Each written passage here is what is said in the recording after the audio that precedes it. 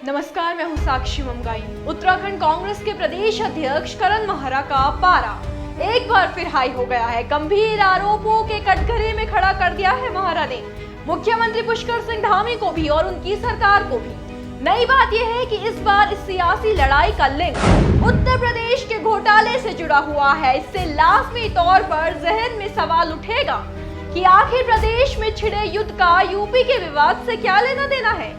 अगर किसी तरह का संबंध है भी तो सरकार पर वार का क्या आधार है। और सबसे बड़ी बात, जिस भाजपा को कांग्रेस ने मुल्जिम ठहराया है उसकी प्रतिक्रिया प्रकरण में है क्या।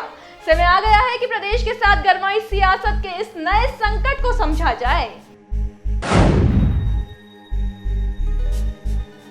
आपको मालूम होगा कि बीते 2 दिनों से सुर्खियों में छाया यूपी का चिटहरा भूमि घोटाला आए दिन नया मोड़ ले रहा है। इसी भू घोटाले की नींव पर कांग्रेस भाजपा को घेरने की कवायद कर रही है। वो कैसे, ये जानने के लिए जरूरी है ये समझना कि इस भूमि घोटाले की पूरी गुत्थी है क्या। ध्यान से समझिए। 22 मई को यूपी के ग्रेटर नोएडा जिले के दादरी थाने में 9 लोगों के खिलाफ एक मुकदमा दर्ज करवाया जाता है। इस मामले का सीधा संबंध निकलता है चिटहरा भूमि घोटाले से, जिसका मुख्य आरोपी कोई और नहीं उत्तराखंड का गैंगस्टर यशपाल तोमर है।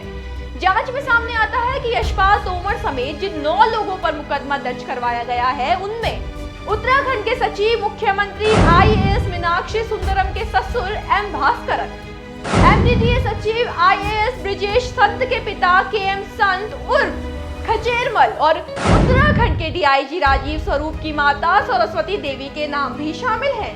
अब इधर ब्यूरोक्रेट्स के सगे संबंधियों का इतने बड़े फर्जीवाड़े में नाम आया और उधर नौकरशाही में हड़कंप मच गया। अगर ये कम था तो अगले दिन खबर मिलती है कि भैया अरबों रुपए के भूमि घोटाले में तो पूर्व मुख्यमंत्री विजय बोगड़ा के रिश्तेदार भी शामिल हैं। जी हाँ, बोगड़ा के समधी और समधन का इस घोटाले में नाम सामने आया है। अवैध संपत्ति का इतना बड़ा हिस्सा उत्तराखंड के 3 अधिकारियों और एक पूर्व मंत्री के रिश्तेदारों के नाम होना काफी था कांग्रेस को अपने विपक्ष की भूमिका में लाने के लिए।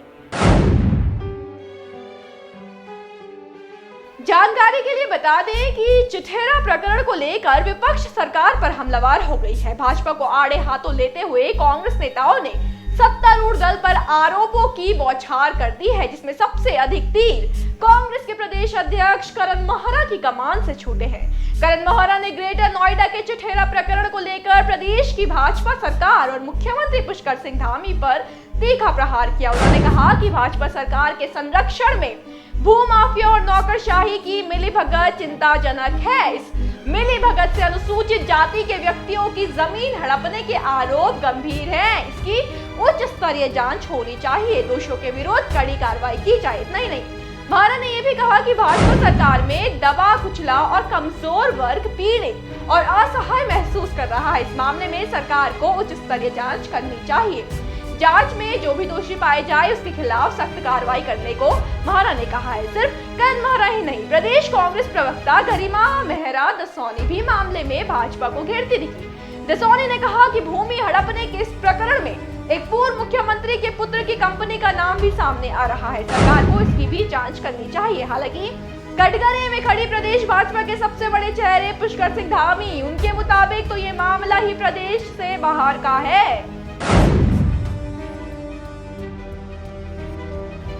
यूपी सरकार की जिस कार्रवाई के बाद उत्तराखंड में हलचल मच गई, CM धामी के मुताबिक उसका प्रदेश से नाता ही नहीं है। पुष्कर सिंह धामी ने चिटहरा भूमि घोटाले पर पूछे गए सवाल के जवाब में कहा कि यह प्रदेश से बाहर का मामला है। हालांकि मुख्यमंत्री पुष्कर सिंह धामी ने इस मामले पर इतना जरूर कहा कि यदि जरूरत पड़ी तो इस मामले में यूपी की पूरी मदद की जाएगी। CM बोले कि कानून अपना काम कर रहा है और जरूरत पड़ी तो इस पर प्रदेश सरकार की जांच चलाई जाएगी। खुद सुनिए CM पुष्कर सिंह धामी ने क्या कहा।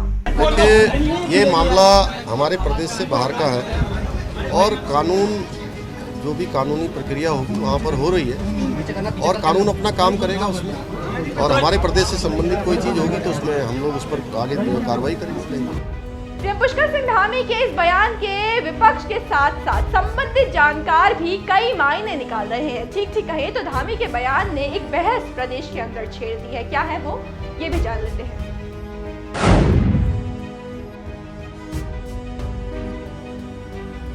दरअसल मामले पर सीएम धामी का दो टूक जवाब है। एक तरफ सीएम ने कहा है कि मुद्दा उत्तराखंड से बाहर का है और दूसरी तरफ जरूरत पड़ने पर जांच की बात भी धामी कहते दिखे।